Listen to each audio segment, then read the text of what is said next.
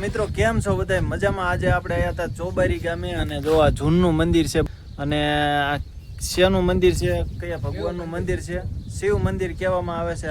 અને ઉપર જો કેટલા જૂની આકૃતિ છે, જે બધી વિચિત્ર આમ શું કે ઓમ સરસ મજાની છે. બધી જે આકૃતિ દોરી છે બધી આપણને વિચિત્ર લાગે કે આ શું વસ્તુ છે. જો કેમ કે વરસાદના લીધેથી હાવ ખવાઈ ગયું છે અને આગળથી તો જો મંદિરોની આવું બતાય છે, હાવ ખંડર થઈ ગયું છે. જુઓ તમે છે ભાઈ, મસ્ત મંદિર છે ભાઈ, જૂનું.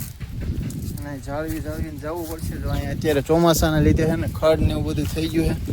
અને ભાઈ જો અહીં બાજુમાં મકાન છે અને આ પથ્થરો જો કઈ હાલતમાં છે ને ભાઈ. આવડા પહેલા આ બહુ જૂનું મંદિર છે મિત્રો. તો આ પથ્થરો બધા કેવી રીતે ચડાવ્યા છે, કેવી રીતે મેનેજમેન્ટ કર્યું છે. જો આ મંદિર અંદરનો વ્યૂ આવો છે. આપણે અંદર જઈએ ભાઈ. અંદર તો છે ને આ છે શિવ મંદિર, પણ અંદર તો શિવલિંગ ને એવું કઈ છે નહીં. અને અત્યારે જો કેટલી ખરાબ હાલતમાં પડ્યું છે ભાઈ. શિવ મંદિર છે ને જૂનું બહુ મંદિર છે. તો આવું જોતા આપણને દુઃખ લાગે કે આવી રીતે આવું ન હોવું જોઈએ. તો થોડુંક સાફ સફાઈ ને એવું હોય ને તો મંદિર બહુ મસ્ત છે. જો ઉપરથી તમને બધું બતાવું.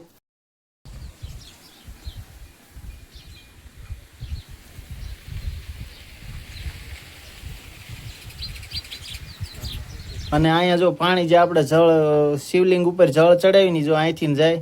હા, કેટલા વર્ષ જૂનું હોય છે? આ તો બહુ જૂનું મંદિર છે. હા હા, કારણ કે ચોબારી નગરી કહેવાય છે, ધ્રુપદ નગરી. હા હા, 5 પાંડવો પણ અહીં રહી ગયેલા. બરાબર મિત્રો, 5 પાંડવો પણ અહીં રહી ગયેલા છે. શામળો રાજા રાજ કરતા હતા એની વખતે બંધાવેલું છે. હા રાજાએ. બરાબર. આમ અંદાજે કેટલાક વર્ષ જૂનું હોય છે? આમ અંદર ઘણા વર્ષો થઈ ગયા. હા હા હા, જૂની નગરી જ હતી એક. બરાબર. મિત્રો જો આ અંદરનો ભાગ છે અને બહારથી જો આવી રીતે સાઈડમાંથી ના જો કેટલું જૂનું મંદિર છે ભાઈ, બહુ જૂનું મંદિર છે. જો પાછળથી આવી રીતે બતાય છે મંદિર.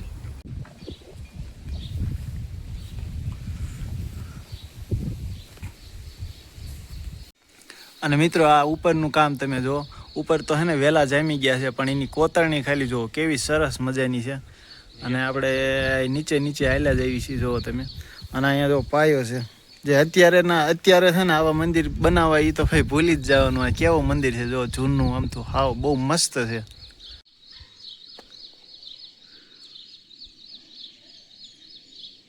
દાદારાની આઈના જ છે, સોબારીના જ છે. એમને બધી ગામમાં રહેતા હોય ને એટલે એમને બધી ખબર હોય. અને અમને સાંભળ્યું હતું ને આવું નવું. હા, આવું નવું છે. આવું નવું. હા, ફેર નહીં પડતો. જૂનું મંદિર હોય ને મિત્રો એટલે એનો આ ફાયદો કહેવાય ને. આ એનું એક આ શિલ્પકારો કે કોતરણીકારો કે એની કેટલી બુદ્ધિ વાપરી છે, જે આવી ઝીણી હાવ હા ડિઝાઇન બનાવી એટલી બધી.